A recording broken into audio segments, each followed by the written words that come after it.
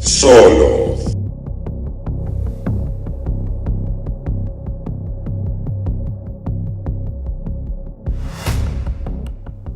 Yo, salut à tous et bienvenue dans cette petite vidéo qui va être ce soir consacrée à Speak No Evil de James Watkins, je crois, qui a réalisé entre autres The Descent 2, La Dame en Noir et d'autres films que je n'ai pas vus. On retrouve au casting James McAvoy, entre autres, comment elle s'appelle elle, Mackenzie Davis, et les autres je ne connais pas les acteurs. Enfin si, j'en connais un, je sais plus comment il s'appelle, lui, qui a joué notamment dans Batman v Superman, celui qui se fait sauter au Sénat. Donc l'histoire, là, hein, vous avez qu'à voir le film, j'ai envie de dire. On va parler du film, du coup, on va parler de tout ça. Alors, je savais pas du tout que ce film sortait. J'ai vu la bande-annonce il y a 2 semaines, peut-être, 2-3 semaines. J'avais jamais entendu parler de ce film avant. J'ai vu James McAvoy, j'ai fait ok, je vais le voir. C'est simple, depuis Split, j'adore James McAvoy. Déjà, il m'avait bien fait marrer dans Wanted. Je l'avais bien aimé dans Wanted. Je l'avais bien aimé en version jeune de Xavier dans les X-Men. Surtout dans First Class, je l'ai beaucoup aimé dans First Class. Mais alors, depuis Split, je suis fan absolu du mec. Et du coup, j'ai vu sa tête sur l'affiche, j'ai dit, je vais le voir. Production Blumhouse, donc je savais que ça allait pas faire peur. Parce que Blumhouse, bon, c'est des trucs un peu tension, horreur, horrifique. Mais c'est pas de l'horreur. Donc je me suis dit, bon, ça va pas faire très peur. Et effectivement, ça fait pas très peur. Mais, moi je dois avouer que pour moi, la tension a bien marché dans le film. Alors apparemment, il y a beaucoup de gens qui chient sur ce film.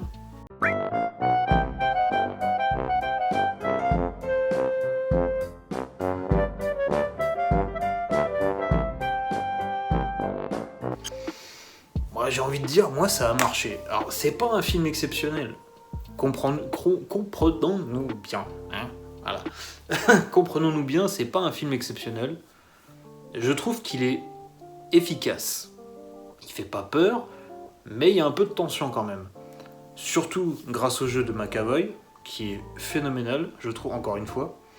Il a des ruptures de ton où il passe d'un sourire hilar à une gueule ultra inquiétante, notamment quand son gamin danse avec la fille de ses amis, là. Putain, là, la rupture, elle marche d'enfer. Tu te dis... Ah, et hop, d'un coup, tu vois son sourire qui s'efface, tu fais « Wow, le mec, il fait flipper de ouf ». Et ça va être ça pendant tout le film, c'est-à-dire que il va jouer sur ce côté mec ultra sympa, mais un peu inquiétant, à on va passer complètement du mec flippant, mais qui reste quand même un peu drôle. C'est ça que j'ai bien aimé dans ce personnage. Et notamment, bon, encore une fois, si les codes couleurs ça vous parle, là ça, enfin, clairement, c'est même un peu dommage de voir la bande-annonce du film avant le film, je trouve. C'est encore une fois, j'ai envie de dire, ils en montrent trop, ils en montrent beaucoup trop. Et moi je suis content de pas avoir vraiment vu la bande-annonce, j'ai vu sans regarder, mais disons que le dernier plan de la bande-annonce, ça, si vous voyez ce que je veux dire, c'était trop. C'était en trop parce que ça nique vraiment toute l'intrigue du film, je trouve. Bref, donc les codes couleurs. On va voir le personnage de James McAvoy, Paddy, qui est introduit avec une chemise bleue, avec des petites fleurs rouges. Donc le mec est ultra sympa. Mais il a quand même 2-3 trucs un peu inquiétants. C'est-à-dire que quand il va inviter le couple d'amis, Mackenzie Davis et le mec de BVS, à venir chez eux, il va être super sympa et tout. Et quand il va dire « Ouais, vous avez qu'à venir chez nous », le mari va faire « Ouais, pourquoi pas ?» Et là, il va faire « Yeah ». Genre, ouais. Et ce « Yeah », il est ultra inquiétant, je trouve. Listen, you have to come and visit. Yeah, that'd be great. Yeah? Yeah. Done.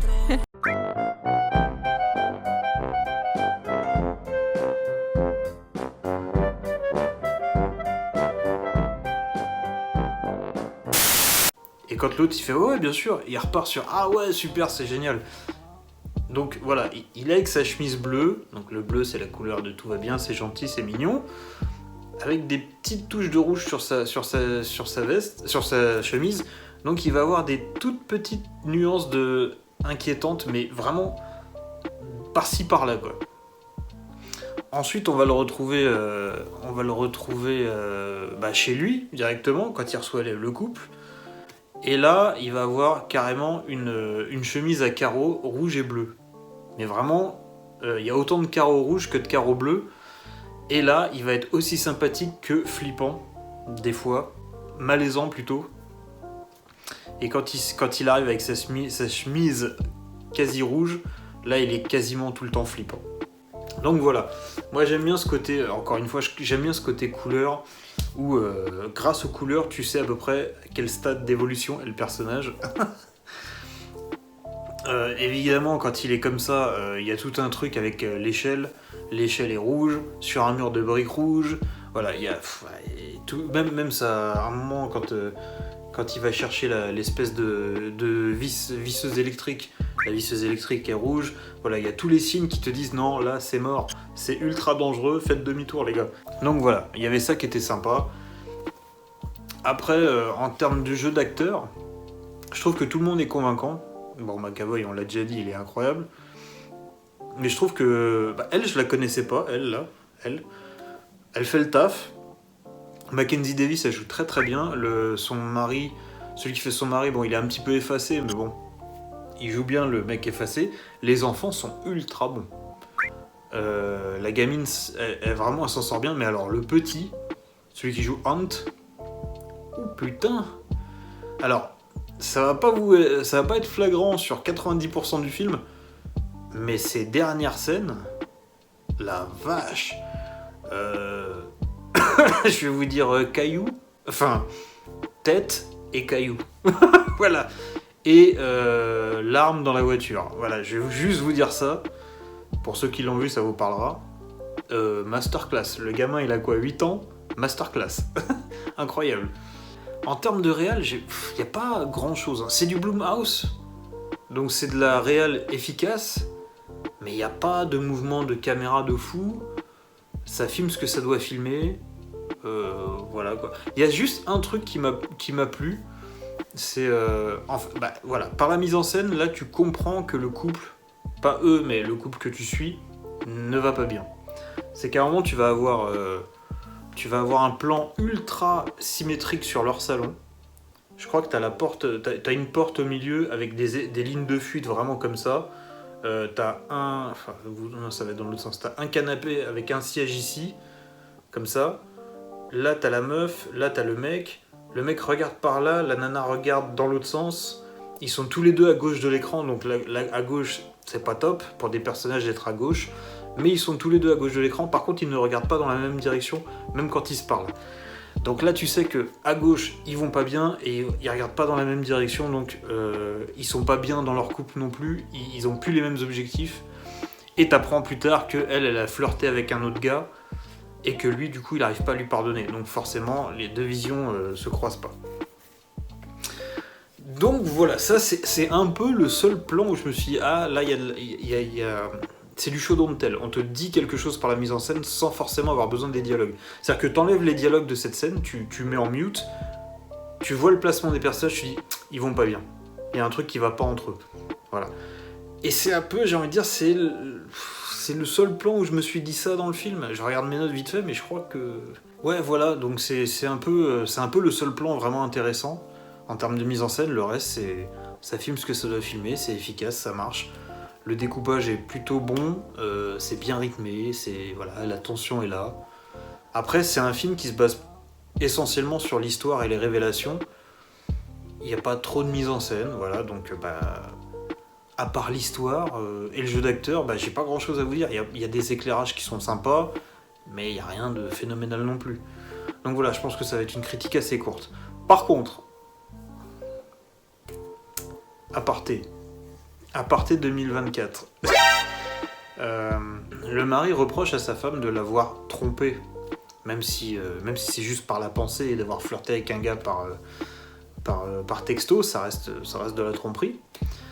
Ils sont pas passés à l'acte, mais il y a quand même eu une envie d'aller voir ailleurs. Et elle est pas allée voir ailleurs parce qu'elle s'est fait choper avant. Donc bon, il y a quand même à la base une envie. Et en fait, il va lui reprocher ça, et la nana va être genre, oui, non mais j'assume ce que j'ai fait, mais il faut quand même que tu saches que pourquoi je l'ai fait, parce que si, parce que si, parce que ça. Donc bon, elle voulait aller voir ailleurs, mais au lieu de l'avoir dit à son mari clairement, ou elle est allée dans son dos, et au final c'est la faute du mec. Je fais bon, j'ai vu ça, je fais bon, ok d'accord, laisse tomber, c'est pas très grave. Après, non c'est avant. Parce qu'au début j'avais pas compris, quand ils arrivent chez ce couple là, t'as une espèce de colline avec un espèce de dessin énorme, alors dans l'herbe, alors c'est fait à je sais pas, à la peinture quoi, dans l'herbe, c'est une espèce de montagne. T'as une espèce de figure de bonhomme avec un énorme chibre en érection. Et en fait, j'ai vu ça, j'ai fait mais quoi ? Pourquoi ? Et en fait, j'ai compris. James McAvoy, qui est une espèce de grosse masse de muscles qui frappe sa femme et son enfant, qui habite dans le coin où il y a l'espèce de gros machin avec le chibre en érection, machin. Et le personnage principal, pas du tout. Le couple qu'on suit, c'est une nana qui a voulu aller tromper son gars, mais en gros c'est la faute du mec. Le mec, il assume pas du tout sa part de responsabilité. C'est un peu une couille molle pendant tout le film. Il ose rien faire, il s'écrase devant McAvoy, qui est quand même une espèce de mâle dominant alpha, voilà. Et il ose rien dire, c'est sa femme qui lui fait « Mais dis la vérité, dis pourquoi on fait pas ça ?» C'est sa femme qui va le faire se ressaisir, entre guillemets, quand il dit « Oh, je sais pas quoi faire, ils veulent nous tuer, au secours, je sais pas ». Et c'est sa femme qui va dire « Eh, pense à ta fille, pense à moi, s'il rentre, on est tous morts, donc agis et tout, machin ». C'est elle qui va défoncer la nana qui va tirer sur son mari. C'est la gamine qui plante McAvoy avec la seringue pour l'immobiliser. Et le mari ne va même pas avoir les couilles de tirer sur McAvoy pour sauver sa famille, c'est le petit gamin qui va le faire à sa place. Et le seul acte héroïque du mari, c'est se laisser tomber par terre pour récupérer l'échelle, pour faire descendre sa famille, mais il va se casser les guiboles. Voilà, donc voilà. Donc on n'a pas l'image du mâle dominant, j'ai envie de dire. Et même... bon voilà, il y a deux actes héroïques qu'il fait dans le film, c'est se laisser tomber mais il va se casser une guibole, donc voilà. Et la deuxième, c'est quand il va attaquer le chasseur qui est le pote de McAvoy, il va lui mettre un coup de hache dans la tête, il va le louper, il va se retrouver par terre, il va essayer de se défendre, le mec va prendre l'ascendant sur lui, il va pour le tuer et c'est sa femme qui va le sauver. Donc, t'as 4 figures masculines dans le film. McAvoy qui frappe sa femme, son gamin qui est quand même l'instigateur de tout ça, qui est une espèce d'homme-as toxique, ultra musclé, ultra viriliste, qui tue des gens. On a le mari de la nana qui est nul à chier, qui est une couille molle, qui ose pas s'affirmer, et voilà. On a son pote le chasseur qui est pareil que lui, il va tuer des gens, et t'as le petit gamin qui va tuer McAvoy. Et à côté, t'as elle, qui est quand même un peu le cerveau de l'opération, parce que c'est elle qui a pensé à tout ça, qui est une victime parce que McAvoy la frappe quand même. T'as la gamine qui va planter McAvoy, et t'as la femme qui résout quasiment tout, elle toute seule. Donc,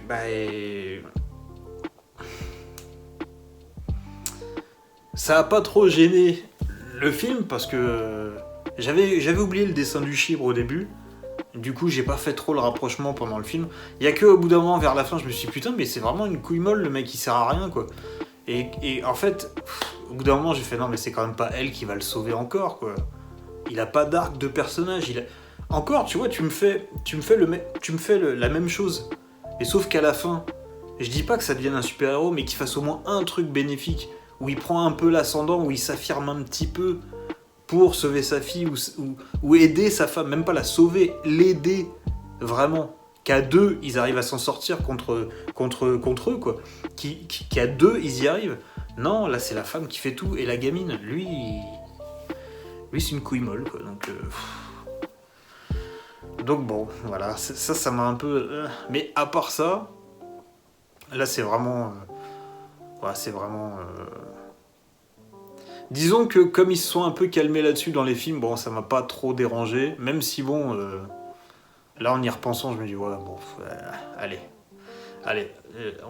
on va passer, parce que ça fait un petit moment que dans les films, ils se sont calmés là-dessus, donc bon, si vous voulez, on a le droit d'avoir une femme super forte et un homme couille molle. Allez, pourquoi pas, ça fait longtemps, je passe. Même si, bon, ça fait un peu beaucoup dans le film. Après ça s'enchaîne bien, McAvoy, c'est une bonne menace, il a des bonnes ruptures de jeu, très très bon. La réal, il n'y a pas grand chose, mais bon, ça fait le taf. La musique, il n'y a pas grand chose. Et le jeu d'acteur, il est correct, il est bien.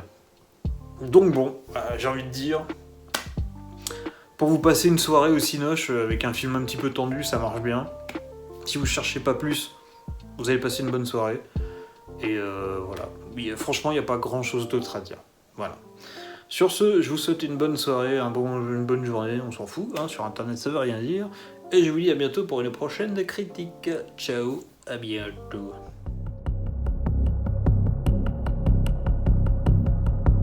Solo.